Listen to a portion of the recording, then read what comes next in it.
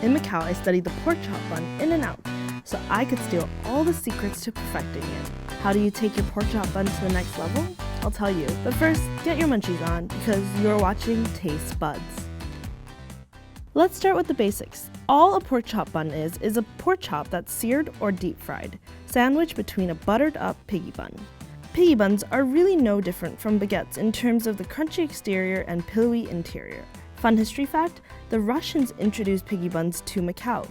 In the barracks, these piggy buns were made a lot bigger than a person's head. But if you can't find piggy buns where you live, use a baguette. Bread, butter, meat. What could go wrong? A lot, actually. Tip number 1. For juicy meat that you can smell from miles away, the pork chop needs to be pan-seared, not deep-fried. Tip number 2. Add a little bit of baking soda to tenderize the meat.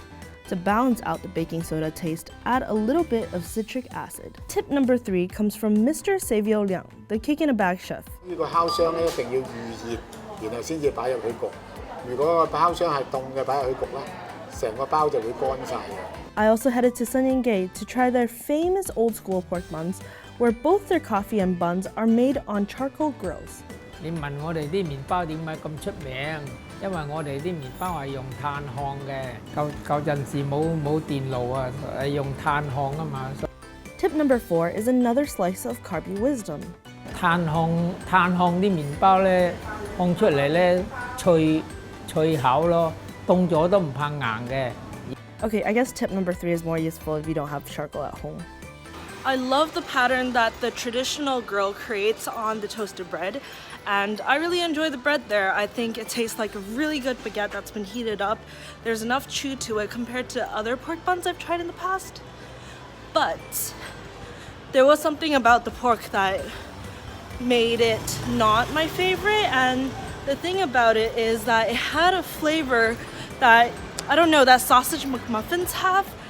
Last but not least, a Macau local tipped me off, telling me at certain places you can ask for extra ingredients to be added inside the bun. So I headed to Taipei Village and did exactly that.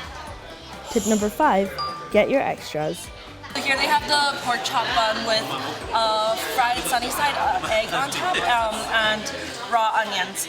And so sometimes you do get special treatment if you do ask them to cut up the onions for you, but I forgot to do that today.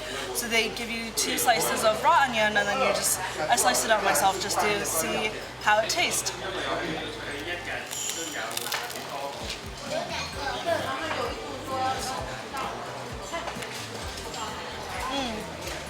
The bread has the perfect crunch, it's really soft on the inside, and the bite to it is really good.